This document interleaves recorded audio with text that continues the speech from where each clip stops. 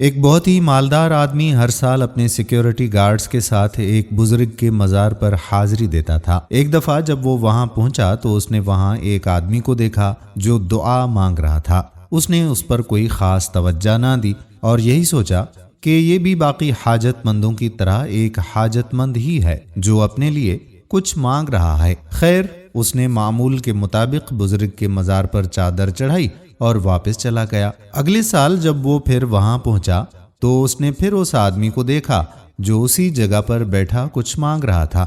اب اسے تجسس ہوا کہ یہ آدمی کب سے یہاں بیٹھا ہے اور ایسا کیا مانگ رہا ہے۔ وہ اس آدمی کے پاس گیا اور اس سے پوچھا کہ تم کون سی دعا مانگ رہے ہو؟ اس آدمی نے اسے بتایا کہ کچھ عرصہ پہلے اس کی بینائی چلی گئی تھی اور وہ اللہ سے یہ دعا مانگ رہا ہے کہ اللہ اسے اس کی آنکھوں کی روشنی لوٹا دے۔ تو اس امیر آدمی نے اس اندھے آدمی سے پوچھا کہ تم کتنے عرصے سے یہ دعا مانگ رہے ہو؟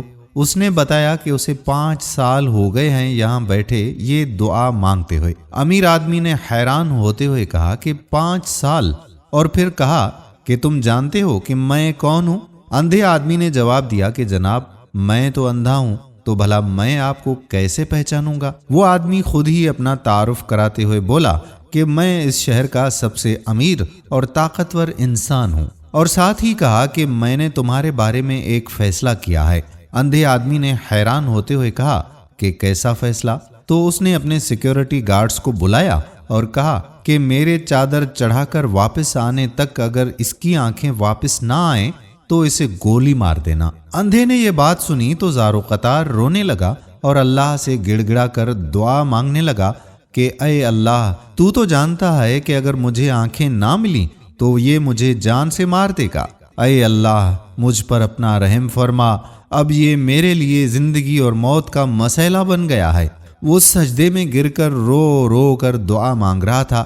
اتنے میں وہ امیر آدمی واپس آ گیا۔ جب اسے سجدے سے اٹھایا گیا تو سب یہ دیکھ کر حیران رہ گئے کہ اس اندھے آدمی کی بینائی واپس آ چکی تھی۔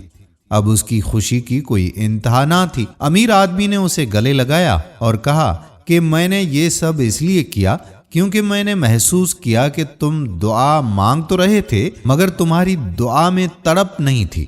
میرے پیارے دوستو، دعا تو اللہ سے مانگنے کا ذریعہ ہے۔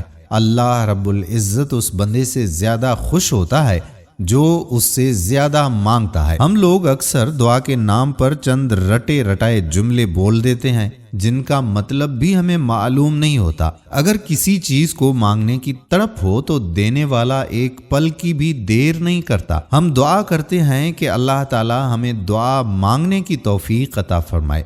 ہم امید کرتے ہیں کہ ہماری آج کی ویڈیو آپ کو پسند ضرور آئی ہوگی اور اپنے دوستوں کے ساتھ اسے شیئر بھی ضرور کریں گے۔ آنے والی ویڈیو تک آپ کا اپنا میزبان قادر بخش کلہوڑو آپ سے اجازت چاہتا ہے۔ اپنی خصوصی دعاؤں میں مجھے بھی یاد رکھیے گا۔ اللہ حافظ۔